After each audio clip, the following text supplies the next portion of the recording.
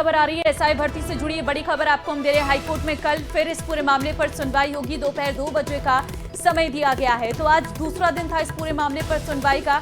अब ऐसे में जानकारी इस वक्त निकलकर सामने आई है कि कल फिर एक बार सुनवाई होगी। दोपहर 2 बजे का समय दिया गया है।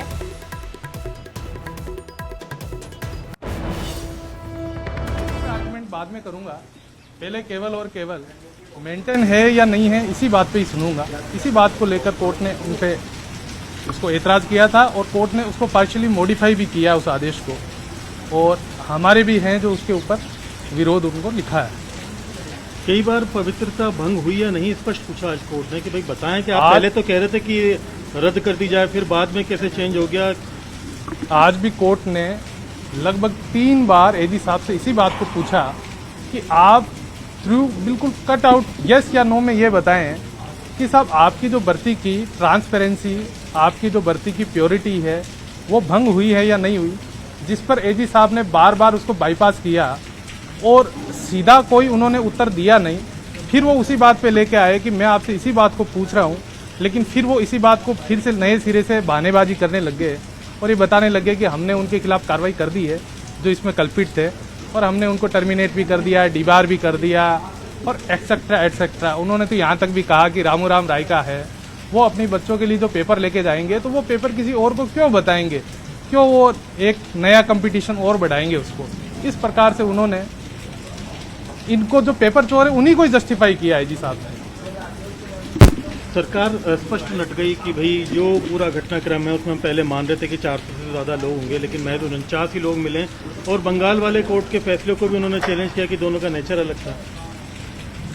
सरकार ने जब इसकी रिकमेंडेशन दी थी कैंसिलेशन के लिए, उस समय सरकार की मंशा कुछ और थी।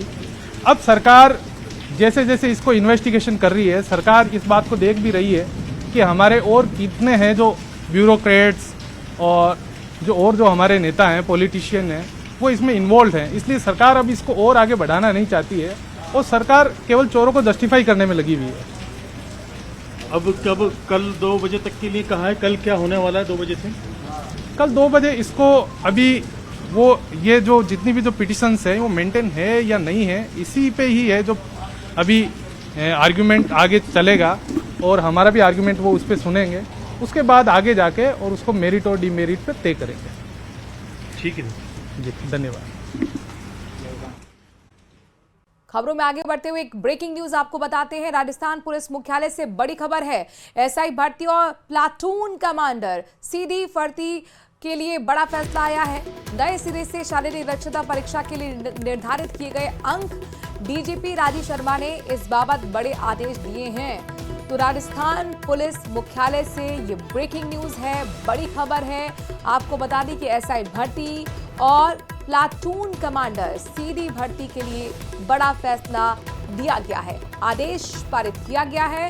नए सिरे से शारीरिक दक्षता परीक्षा के लिए अंक निर्धारित किए गए।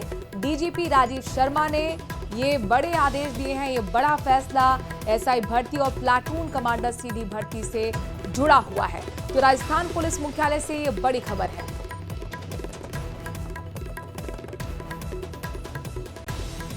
बात करते हैं मुख्यमंत्री भजनलाल शर्मा के दौरे की। दरअसल आज मुख्यमंत्री चूरू के दौरे पर रहे हैं और इस दौरान उन्होंने गांव जोड़ी में पंडित दीनदयाल उपाध्याय अंत्योदय संबल शिविर का अवलोकन किया।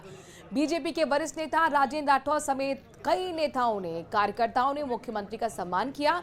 संबोधन के दौरान पूर्व नेता प्रतिपक्ष राजेंद्र राठौर ने आजादी के बाद पहले भजनलाल शर्मा पहले मुख्यमंत्री, उन्होंने कहा कि जिन्होंने गांव की समस्याओं को देखा है, और कार्यक्रम को संबोधित करते हुए मुख्यमंत्री ने कांग्रेस पर जमकर निशाना साधा है।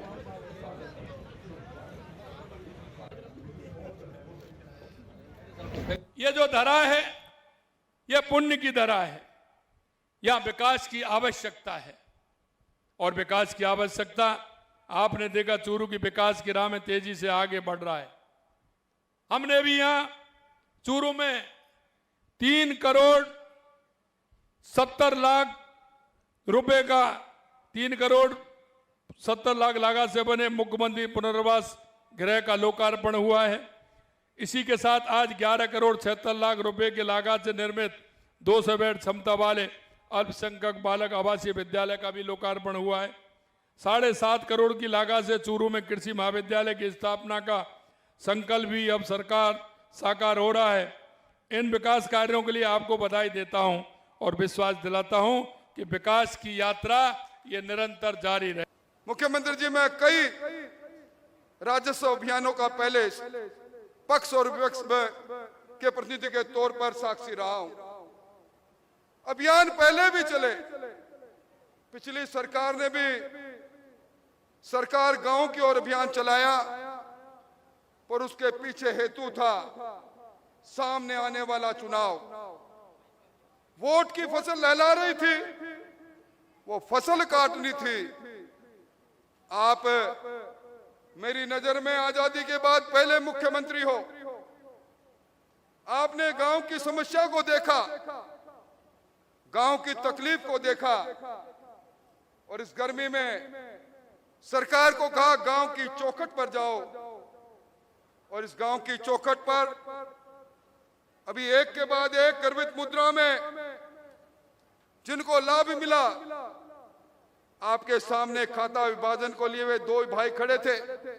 पूर्व मुख्यमंत्री अशोक गहलोत ने प्रदेश सरकार पर निशाना साधा है। गहलोत ने खनन माफिया किया आतंक और दौसा से कांग्रेस एमएलए के घर चोरी को लेकर बीजेपी सरकार पर हमला बोला। वहीं पूर्व नेता प्रतिपक्ष राजेंद्र राठौर ने गहलोत के बयान पर पलटवार किया है। उन्होंने कहा कि अशोक गहलोत के पूरे कार्यकाल के अंदर बजरी माफिया का वर्चस्व रहा। बीजेपी प्रदेश अध्यक्ष मदन राठौर ने भी अपनी प्रतिक्रिया दी। कहा कि बजरी माफिया कांग्रेस राज में ही पनपे हैं। सुनिए किस तरह की बयानबाजी हो रही है। आगे हुए हैं, बजरी बहुत महंगी मिल रही है। हमारे वक्त में भी तकलीफ थी लोगों को, मैं स्वीकार करता हूँ, हमारे वक्त में भी थी, पर हमने पूरा रोकने की कोशिश करी। पुलिस प्रशासन को, जिला प्रशासन को पाबंद किया, पर इतना बड़ा नेक्सस बन गया ये कि नीचे से ऊपर तक ऐसा सिस्टम बना दिया अब इन लोगों ने कि कितने लोग कुचल के मारे जा रहे हैं, पुलिस पे हमले हो रहे हैं, कई लोग कुचल देते लोग जो इनके गैंग में शामिल नहीं होते हैं। इतनी घटनाएं हो रही है, उसके ऊपर रोक नहीं लग रही है। इस बात का दुख है और इसलिए ये बढ़ता ही जा रहा है। पूर्व मुख्यमंत्री गहलोत साहब को अब राजस्थान में कई माफिया नजर आने लगे हैं। वो शायद भूल गए बजरी के छोटे छोटे ठेकों को इकजाई करके 82 बड़े टेंडर करने का अगर गुनाह किसी ने किया तो गहलोत साहब ने अपने पूर्व कार्यकाल में किया। इनके पूरे कार्यकाल के अंदर बजरी माफियाओं का वर्चस्व रहा। बजरी माफिया लोगों को कुचल के मारते रहे, पर उन पर कोई कारगर कार्रवाई नहीं। अब जब बजरी माफियाओं की कमर टूट गई है और छोटे छोटे बजरी के ठेके होने लगे हैं और एक दूसरी तरफ राज्य सरकार के खजाने में भी रॉयल्टी का पैसा बढ़कर आने लगा है, तब इस प्रकार की बात उन्हें ध्यान में आ रही है। अपने पूरे कार्यकाल के अंदर जो कमियां रही, वो कमियां शायद उन्हें सपने में वापस दिखाई देती है। इसलिए वर्तमान सरकार पर इस प्रकार के अनर्गल आरोप लगाना उनकी आदत में शुमार हो गया है। बजरी माफिया की पैदाइश कांग्रेस से हुई है। बजरी माफिया को पैदा कांग्रेस ने किया। हम कहते थे बार बार ठेके दे दो, नहीं दे रहे थे वो, क्योंकि उनको वो चल रही थी पार्टी उसी से। हमने भजन लाल जी ने आते ही सबसे पहले काम ये किया कि ठेके देने शुरू किए। जब ठेका दोगे तो व्यवस्थित तरीके से बजरी परिवहन होगा।